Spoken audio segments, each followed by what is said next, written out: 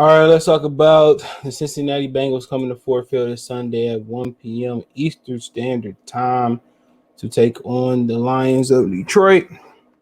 Let's give a preview prediction, whatever you want to call it. But it's like week 6 now, and most people think this is one of the games that the Lions could win.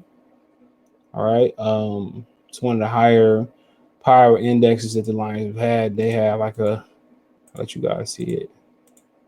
1 second. They have a 43.5% a chance to win the game, and that's crazy because Cincinnati's so heavily favored on the road. It's not a long trip. What is it, like 5 hours to Cincinnati? Something like that, 4 or 5, depending on how you drive. It's like 3 or 4 hours to Cleveland, or just to Cincinnati in February driving through. But let's talk about it. Check out the Lions prediction playlist. Thumbs up the video, share the video, subscribe to the channel. I do appreciate you guys for coming here, and I haven't been proven wrong yet. Jamal Williams could be 1,000+ yard back if he had the opportunities. Okay, he just doesn't have the opportunities to be, 1,000-yard running back. All right, it's just the opportunities. When you look at Jamal Williams, he got everything you want in a running back. You know, he got 55 attempts, and you look at somebody like there's not too many lead backs no more, so it kind of really don't matter. I can't even think of nobody. We got a guy like Aaron Jones in the pass happy. He probably on par with carries for Aaron Jones, I would say. Aaron Jones has 70 rushes, so he has 15 more rush attempts than he do. He had 309 yards. He averaged 4.4 yards a carry. So you look at Jamal Williams.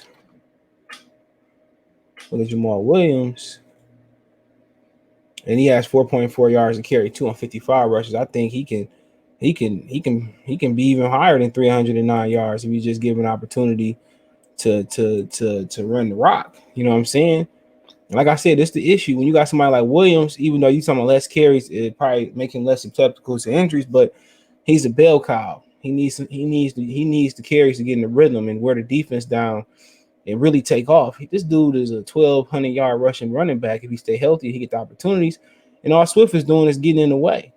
You know what I'm saying? Swift should be subjected to the slot and to be a scat back, a third down running back in the back to spell him when he need a breather. That's it.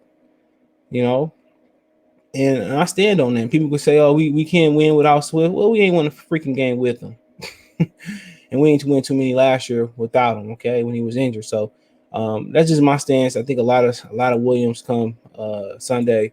More Williams than Swift, way more Williams than Swift. And I think, they increased their chance of winning. Joe Burrow, 1,269 yards passing, 104 for 145, 11 TDs, 6 interceptions. It's not ideal with the interceptions, but they said that he got to rest his voice to talk, so there still may be a chance that he may not play Sunday, which we expect him. Joe Mixon, 93 carries, 386 yards, 3 touchdowns. Like I said before, he has way more carries than Swift, but he only got 140 plus more yards than Williams. Excuse me. Williams just need the opportunity. People, y'all don't believe me. If you get injured, You got Swift, but report as of a couple of days ago, Samaje Perine, he out. He was the backup running back. They just signed him. Jordan Evans, Mike Thomas, the receiver, not the Mike Thomas down in New Orleans. Questionable injury reserve. Trey Waynes, a lot of you Michigan State guys, you'll know Trey Waynes. Khalid Kareem, injury reserve. Tyrell Williams, injury reserve. You didn't hear. Frank Ragnar out for the season. Cephas out for the season, more than likely. Taylor Decker, he should maybe make his return next week. I heard it's possible. Kevin Strong, injury reserve. I don't know when he comes back. So a couple of days ago, that was the injury report. But just talking about Cincinnati for a minute.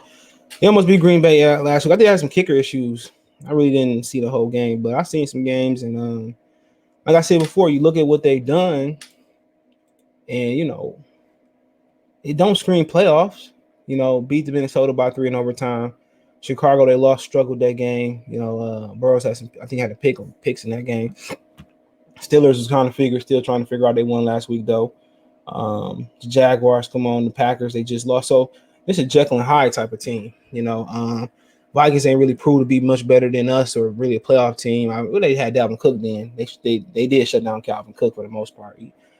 But he kind of got loose at the end. Look at Chicago Bears. I think Justin Fields failed and he got injured.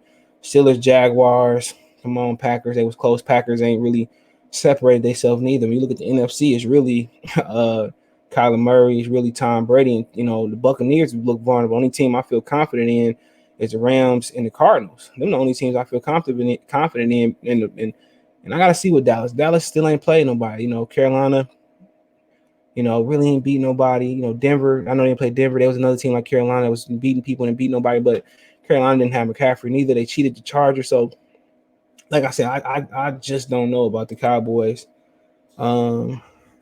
Just about yet. I don't know what they schedule looking like. They beat the Giants last week. Who really cares? In the week division. Play New England this week at New England. Easy win for them. But like I said before, they are missing Mac Gallup as well too. But when you look at it, Cincinnati up and down. You know, how many of their games they won and won on the road? They on the road. They probably beat Jacksonville on the road, right? They probably beat Jacksonville on the road. Nope. They beat the Steelers on the road, and they lost to the Bears on the road. They beat the Vikings, the Jaguars at home, and lost to the Packers at the crib. So, I mean, look at them. Joe Burrows, good number, still throwing picks. Still don't have a reliable rushing game. Look at Joe Mixon. What is he averaging? 4.2 yards a carry. That's not bad. That's 30th in the league, though. That's not really, really terrible, you know. But they still ain't, you know, opening running lanes for him. You think with the passing attack that they got with T. Higgins in the slot, you know, is not T. Higgins, but Tyler Boyd in the slot. And who else they got? They got T. Higgins on the outside. I don't even know if T. Higgins healthy. So they got Tyler Boyd in the slot. T. Higgins, yeah, he healthy on the outside. Really good receiver out of Clemson. Did well. And they got Jamar Chase. So they got T. Higgins is kind of the sticks mover. You know, you talking about guys who move the sticks is just possession receiver, but he also can stretch the field. Kind of think of Musa Muhammad, I would believe. I'm not sure about the height, but he reminds me of Musa Muhammad. You know, I don't know if they got his height on. Yeah, he's 6'4". Musa Muhammad maybe was around that height. He reminds me of Musa Muhammad. Stick mover, can go down the field and stretch the field a little bit. Maybe not his forte, but, you know, like I said before, he's another guy that can be he's another guy that can be that can be a big time receiver in this league. Let me try to look up Musa Muhammad. You know, I didn't know Musa Muhammad was from Lansing. Jesus, I didn't know Serena was born in Saginaw, Michigan. That's Serena Williams, that is. He was 6'2". He's a little bit taller than him, but yeah, they remind me of each other. You know, Musa Muhammad, he went to Michigan State. I didn't know that. I think I do remember him going to Michigan State. That's obviously picked the wrong school, but he was drafted second round, pick 43 by Carolina, obviously. But yeah, I like Musa Muhammad. Man, he can stretch the field, get down the field a little bit. That wasn't his forte, but over the middle, moving the sticks. Kind of like Jimmy Smith, too. Jimmy Smith, that definitely another really good receiver, play for the Jaguars. So yeah, I kind of I like T. Higgins, man. Somebody to watch out for on Sunday. Somebody to watch out for. Somebody watch out for Sunday. Somebody can literally do it. Jimmy Smith from Detroit. I think I did know that. He went to Jackson State. I think he was he might be a Hall of Famer. He should be a Hall of Famer. Should come up soon if he ain't. But yeah, you know, he won the Super Bowl. Didn't know that. He must have won it with Dallas. Won two with Dallas. I know he started in Dallas. I swear to God, I didn't know he started in Dallas. I swear I didn't know that. I think I know football, but I didn't know he started in Dallas. But he went to high school. He was born in Detroit. He went to high school in Mississippi. Okay, so he reminds me of those. Jimmy Smith was what? He was around 6'4", right? 6'1". Okay, but he's a little bit bigger than that. But yeah, T. Higgins, somebody to look out for. Spotlight him. Can do everything. He's the best receiver on the team. Tyler Boyd is another good receiver too, but he a chain mover. Somebody in the slot that's gonna move the chains. Tyler Boyd really not gonna stretch the field like that. So T. Higgins is a guy I like the spotlight on Saturday that you may not know. That's really freaking good. That's really good. And I think with the Bengals come Sunday, man, I think they got Riley Reef. I didn't know that. CJ Uzman, he pretty good. He had a big game a couple weeks ago. Defensively, I can't name any of those guys, but Jesse Bates and Eli Apple. So they got a fairly unknown defense. DJ Reader, I know him too. Then he played in Seattle. I think DJ Reader played up in Seattle too. So I think he played in Seattle. I could be wrong. Houston, okay. He played up in Houston, but so defense ain't got a lot of names on it, but they've been solid this year. One thing about Cincinnati is you gotta stop the run. You gotta stop the pass, and gotta get after Burrow. You give Burrow some time, he gonna light you up. And I expect Burrow to have a big game come Sunday. But like I said before, Joe Mixon can get loose, and you got to make sure you stop the run. Joe Mixon was a guy that a lot of people in Detroit wanted. So you got to make sure you stop the pass, but you can't let Joe Mixon get loose. All right, that's the key to victory defensively. Get after Joe Burrows, hit him with that, he got the messed up leg. Stop the passing game, but don't forget the run game. Those are the two biggest points. You talk about defensively playing them, offensively playing them, establish the run, play off the run. When I mean play off the run, pass off the run. Get in the rhythm. Even if it's 3rd and 5, we got to run the ball to stop, on the other side of the 50 to stop Jared Goff from turning over the ball. We're going to have to do that. Run the ball. Let Jamal Williams get 20 carries at least. Let him get 20 carries and see what happens. Let Swift kind of, be the 3rd down slot kind of back. But I say feed Williams, keep the ball out of Jared Goff's hands, run the ball, make him with safe throws. When I say safe throws, just quick throws and hit the back foot. That ball should be coming out of his hand. Accommodate him. He want to throw short, kind of put the backs in angle routes. Texas routes, circle routes, option routes. Keep let the receivers run short routes. They mostly slot receivers. Let them be shifty over the middle. So I think that's what they got to do. And ultimately, man, I think I just think you got to just be hot with the ball with Jared Goff. If that's, as soon as you hit the back foot and that's throwing the speed out, throw it. Hitting the back foot and that's throwing a drag, a shallow cross, a deep cross, or a shallow cross, do it. They play zone, do a lot of cross. With that receiving core, do a lot of crossing routes. Nobody going to really beat you deep like that. Do a lot of crossing, a lot of drag routes and shallow crossing routes, and, accommodate Jared Goff with max protections and running the balls and 2 tight ends, 22 personnel, and moving the pocket and bootlegging and get them safe throws with the, tight end blocking the release or going into the flats. And at that point, if he still can't be without turnovers, then we got to have a conversation and moving on from him. You got to have that Cam Newton conversation. You got to have that draft conversation. You got to have those other type of conversations that you usually don't want to have. What is it? Week 6 of the NFL.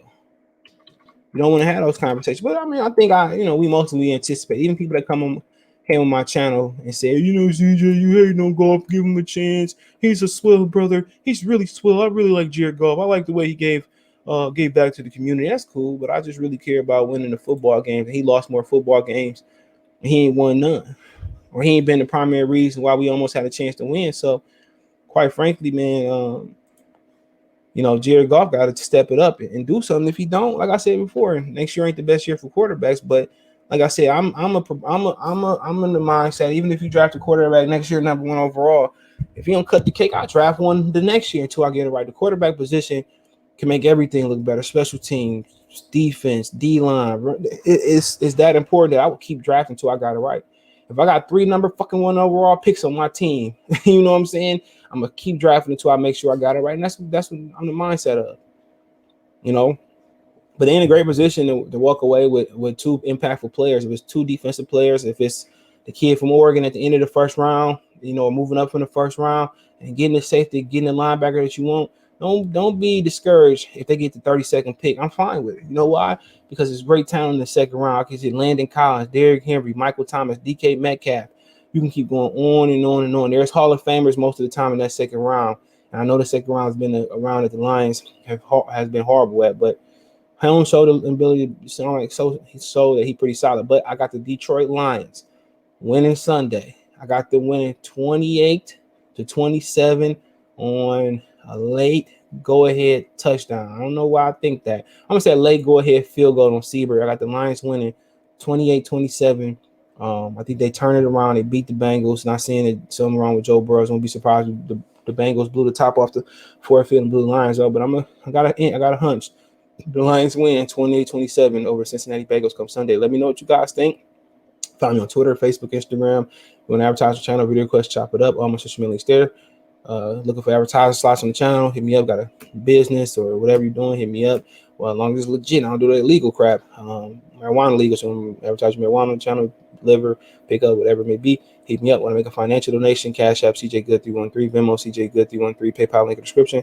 All the information is in there. I do appreciate you guys. Don't forget to check out my main channel right here on YouTube, Goodfellas Sports TV, for more sports, music, news, and entertainment. And other than that, man, I appreciate you guys for coming in.